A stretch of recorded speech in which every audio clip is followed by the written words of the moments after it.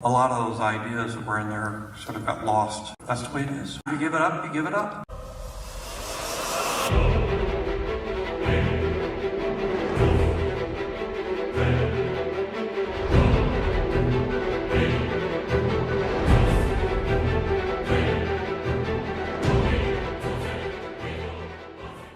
Why do you think the Star Wars saga has marked the audience and crossed generations until today? Well, it's about 12-year-olds to say, you're going through puberty, you're very confused, you don't know what's going on, who am I, what am I doing here, what should I do, where should I go, what's my life going to be? I said I wanted to make a movie for them, and I wanted to make it entertaining. And when I was that age, I liked to watch Flash Gordon and Republic serials and that sort of thing. And so I said, well, I'll base it on that, plug all this other stuff into it. When I did it, everybody said, oh, spaceships, let's just put spaceships in a movie. And I said, that's not what it is at all. It's much more than just an action-adventure film. Was there a moment when you realized it had become a milestone in pop culture, that everything was changed? When I finished it, the other two films were not well liked by the studios. Board of directors of Fox was having some financial problems. They didn't like it. They said, oh, this is not going to save us. The audience did. Yeah. We convinced the studio that they should release it, because they were going to release it as a television show. And I said, no, you know, this actually, people like this movie. And Star Wars was really designed that way.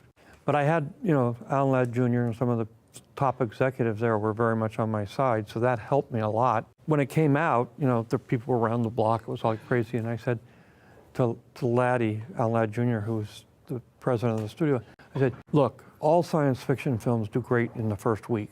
That's just the way it is. So let's not worry about it, lines around the block in the first week, because that's just, they just like science fiction films. And then I went off to Hawaii to be on the beach, and Steve Spielberg and I sat around and made sandcastles and things. But some of my friends from the United States called and said, turn on Walter Cronkite tonight, turn on the news. I turned it on, and they did a whole thing about what a phenomenon it was, and that's when I finally realized you remember it was a big phenomenon. Nobody knows what to do. The stories they're telling are just old movies. Let's do a sequel. Let's do another version of this movie. There's no, and it's not just in movies, but in almost everything, there's no original thinking. I saw something, let's do something like that. Yeah. And it's also the way the movies are sold. If you go in and say, I've got something that you've never seen before and you don't understand it, it's very hard to get a deal. I mean, you can do it, but it's like those big studios, I mean, they don't want that. They want something that is like something they've seen. It's because they don't have an imagination to come up with, to see something that isn't there.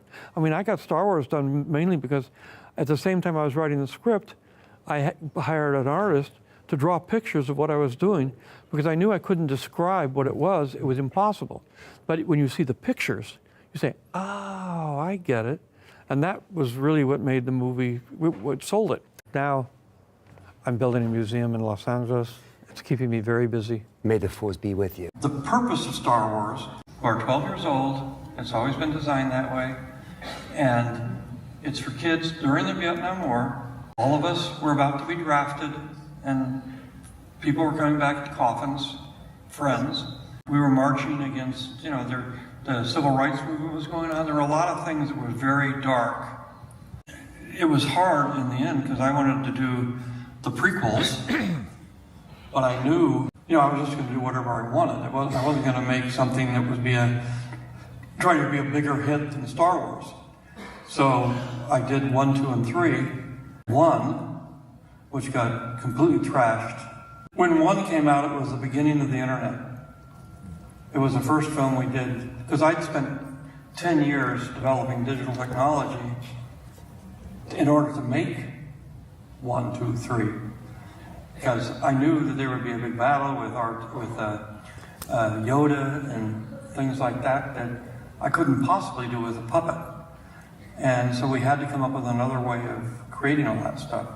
And there were a lot of stuff that, you know, finally with visual effects we could do that we couldn't do before.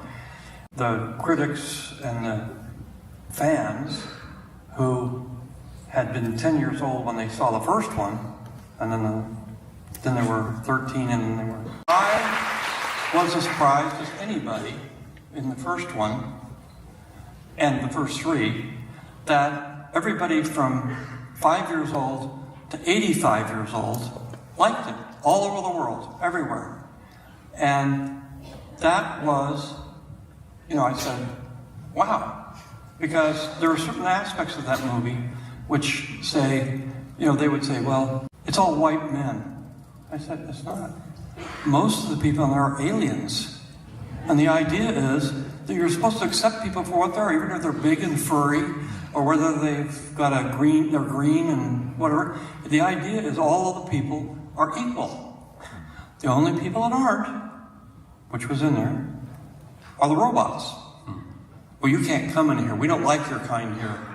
So they were the only ones that were discriminated against, and that was a way of saying, people always discriminate against something, and sooner or later, that's what's going to happen. And we're already starting it with AI, saying, well, we can't trust those robots. So, but that was a main part of that movie, was to make people realize that everybody is equal, no matter where they're from, no matter what they look like. That is the important thing, and it's all over. The whole movie is that way. The other part of that was, they said, well, the critics kept saying, well, what we mean is there's no black people in the movie. In the first one, there were a few Tunisians who were dark, but in the second one, I had, Billy Williams, and in the third one, and in the new ones, which they were also criticizing, I had Sam Jackson. He was like one of the top Jedi. He was he wanted to be in it so bad that all he really wanted was a purple sword. And so I said, great. No, but we paid him a regular salary, but the secret to Sam, who's a fantastic actor and has been in a gazillion movies, his agent said, don't tell him that, we could get a big thing out of it. I said, look, it's a small part, it's the best I can do. I may be able to extend it to the other two movies, because this could be a key character. Later on, when they were making more movies, they said, there's no women in the movies. I said, who do you think the heroes are in those films? What do you think Princess Leia was? She is the head of the rebellion. She's the one that's taking this young kid that doesn't know anything and this boisterous, I know everything guy who can't do anything, and trying to save the rebellion with these clowns. I said, she's the hero of the movie. And it's the same thing with Queen Amidala. Even though she has Jedi on her side, she was still the hero prime mover. And they said, well, but there's no women, I said, you can't just put a woman in pants and expect her to be a hero. They can wear dresses, they can wear whatever they want. It's their brains and their ability to think and do and plan and be logistical, and that's what the hero is. Yes, all the women, they couldn't do lightsabers, but they could shoot guns, and they could, And we also did a thing where we didn't really, we killed robots, stormtroopers, aliens, but we very rarely killed humans. That was kind of an idea that goes through the movie, but everybody thinks of it as a movie where you kill everybody, but we don't. Can you imagine a world without Star Wars? Well, yeah, it almost happened. When I sold the company, I just sort of said, I had a baby girl, I got married, I had a different life, and I said, and I didn't, because I knew it would take me another 10 years to make those films. And I was 69, and I said, I'm not going to be doing this when I'm 79. It's time to let go and let somebody else do it. Even though, like with Empire Strikes Back and some, I ended up having to be on the set the whole time, but it's like, I was the only one that really knew what Star Wars was, and Gersh and I were really good friends, so it was like, so I was like the consultant, the advisor who actually knew the world, because there's a lot to it. The Force, nobody understood the Force. Nobody, what they do is, and then they started other ones when I sold the company, and a lot of those ideas that were in there sort of got lost. But That's the way it is. If you give it up, you give it up.